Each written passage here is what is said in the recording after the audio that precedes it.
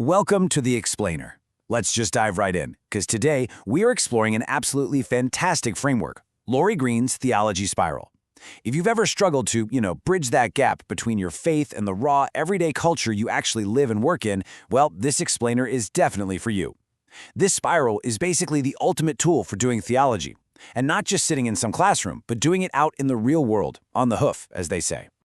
So first off, let's clarify what we actually mean by doing theology, right? It's a reflective practice in the here and now that mixes Bible, tradition, and culture to really make sense of our everyday context. You see, theology isn't just this abstract concept floating out there reserved for dusty books on a shelf. Not at all. It's a highly active, reflective practice that we do on the hoof as we live our lives and engage with our local communities. It's really all about being super attentive to the present moment. Okay, let's dive into this. Here is our roadmap. We'll start with number 1, theology in the everyday. Then we'll hit the steps. Step 1 is experience. Step 2 is explore. Step 3 is reflect. And step 4 is respond. Finally, we'll wrap up with number 6, the ongoing spiral. Section 1, Theology in the Everyday. Often there is this massive disconnect between traditional church settings and modern culture. But doing theology actually bridges that gap. It equips you as a pioneer to actively connect your faith with your actual environment. So just imagine you're navigating a sudden conflict at a local community center over how space is shared, or maybe you're starting a brand new neighborhood initiative. Doing theology helps you listen to God, deeply understand your specific context, help others explore the Christian story, inspire your team, and refine your day-to-day practice. Basically, it turns you into a reflective practitioner who's constantly adapting and learning. Section 2, Step 1, Experience. Experience is all about describing an event and becoming really aware of the initial feelings, emotions, and impressions that it raises inside of you. This stage is focused purely on capturing the raw narrative. So, going back to our hypothetical example of that conflict at the community center, this is where you simply state what actually happened and how it made you feel right out of the gate. And crucially, you do this without doing any heavy analysis just yet. To really nail this first step, you need to ask yourself some investigative questions, like what problem or situation started it? What actually happened? Who was there and what was said or done? What was the result? And what was your initial personal gut reaction? Maybe someone raised their voice about the building schedule and you felt instantly defensive. By asking these kinds of questions, you become a really observant storyteller of your own life. You are simply laying out the facts and your initial human reactions. That's it. Let's move to and see how this builds in Section 3. Step 2, Explore. So explore is the phase where you produce a rich or thick description of the experience. Here, we're digging deeper, way past the surface-level facts, to find the real underlying context. You are moving from merely what happened to why it happened and what it really means for your community as a whole. Now this is where you put on your detective hat to make sense of the data. You need to make connections. Are there underlying links between this recent community center argument and maybe some previous neighborhood tensions? You also want to look for values, like what hopes, concerns, or beliefs are actually motivating the people involved, including yourself. And look for causes. Find the underlying drivers that feed the situation. You are getting to the absolute root of the context here.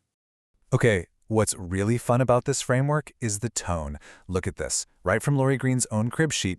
Yay you! Give yourself a pat on the back, pour yourself a lovely drink, have a boogie in the kitchen, or go scratch the pig. I absolutely love this.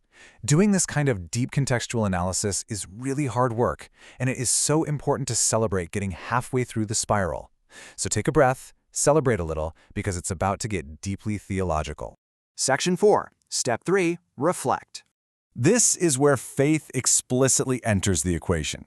Reflecting means exploring how the Christian faith directly relates to the thick context you've just built. Now, a quick word of caution here. You can't just blindly copy-paste the first century church into modern times. It doesn't work like that. You really have to thoughtfully bridge the gap in understanding and context between then and now.